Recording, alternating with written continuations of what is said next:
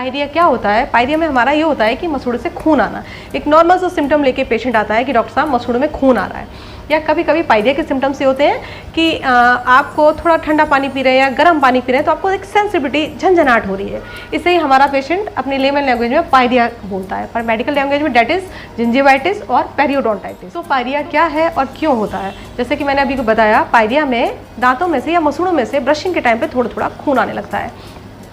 अब पेशेंट इसी चीज़ को अगर नज़रअंदाज करे तो ये प्रॉब्लम हमारी बढ़ती जाती है। पायरिया में जब ये प्रॉब्लम बढ़ेगी तो पहले तो ब्रशिंग के टाइम पे ब्लड आता है, पर धीरे धीरे आप कुछ खा रहे हैं, कुल्ला कर रहे हैं, तब आपको धीरे धीरे ब्लड आना शुरू होता है।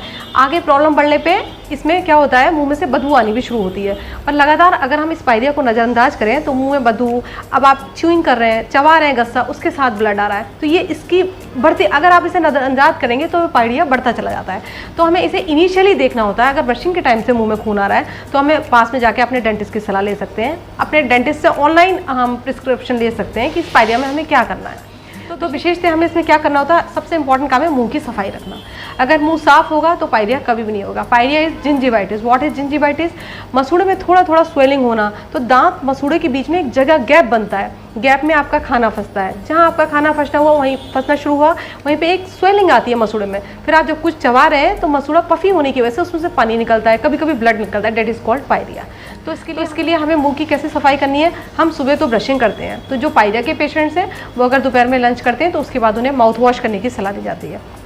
अगर आप खाना खाने के बाद एक ढक्कन माउथ वॉश यूज़ करते हैं, उसे 1 मिनट घुमा के थूक देते हैं, तो जो आपके मसूड़े और दांत के बीच में जगह है वो माउथ वॉश वहाँ तक जाता है और जो पायरिया का बैक्टीरिया है उसे ख़त्म करता है। और दूसरा सबसे इंपॉर्टेंट बात है, पायरिया के पेशेंट्स को रात में खाना खाने के बाद उसे जो मुंह में खाना फंसा रह जाता है उसकी ब्रशिंग करनी बहुत ज़रूरी है। तो रात में ब्रश करने के बाद अगर हम माउथ वॉश यूज़ कर रहे हैं तो ये प्रॉब्लम हमारी सबसाइड हो सकती है। बट ये प्रॉब्लम सबसाइड सफाई से तब ख़त्म हो सकती है जब ये हमारा इनिशियल लेवल पे है। अगर हमने इसे शुरू में नज़रअंदाज करा, ये प्रॉब्लम हमारी बढ़ गई, तो ये केवल मुंह की सफाई से फिर दूर नहीं हो सकती। फिर आपको इसमें अपने डेंटिस्ट की सलाह लेनी पड़ेगी। सबसे पहले क्या करता है, आपके पूरे मुंह की सफाई होती है। उसमें भी हम सफाई में दांतों की स्केलिंग तो इंक्लूड करते हैं, उसमें हमारा दूसरा काम होता है क्यूरेटाज करना है। क्यूरेटाज मीन्स जड़ों की सफाई करना, मीन्स मसूड़ों को साफ करना। हमारा मुंह में जो दांत को हड्डी से रोक के रखता है डेट इज़ मसूड़ा। तो सबसे इंपॉर्टेंट काम क्या होता है, हमें मसूड़े की सफाई। जब एक बारी मसूड़े की सफाई हो जाती है तो उसके बाद मसूड़ा दांत को कस के पकड़ लेता है, तो उससे वो जो जिसे पायरिया या फिर हम जिंजिवाइटिस कहते हैं वो अपने आप में ख़त्म हो जाता है। पर अगर हम तब भी नज़रअंदाज करें, मुंह में खून आ रहा है, बदबू आ रही है, तो ये पायरिया हमारा कन्वर्ट हो जाता है पेरियोडोंटाइटिस में। उसमें क्या होता है, उसमें कोई एक दांत नहीं, मुंह के सारे दांत इन्वॉल्व होते हैं। तो उसमें मसूड़े में सूजन के साथ साथ तेज ठंडा गर्म लगना शुरू हो जाएगा, दांतों में झंझनाहट।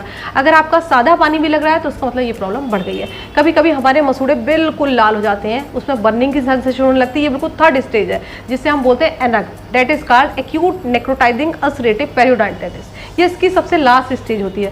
फिर उस स्टेज में हमें मल्टीपल ट्रीटमेंट्स देने पड़ते हैं, दांतों की सफाई चलती है, एंटीबायोटिक्स, पेन किलर्स।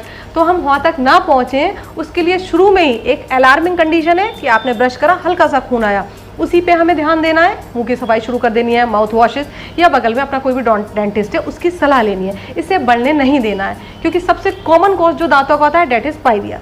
पायरिया के बाद ही कोई दिक्कत शुरू होती है, दांतों में कैविटीज लगना, ये सब आगे की चीज़ें हैं, बट इनिशियल स्टार्टिंग हमारी पायरिया से होती है। तो हम इस चीज़ को बढ़ने ना दें। मुंह में कोई स्मेल आ रही है तो उस पर ध्यान दें, इन छोटी छोटी चीज़ों को नज़रअंदाज ना करें कि ये बहुत बड़ी हो तभी हम अपने डेंटिस्ट के पास जाएँ।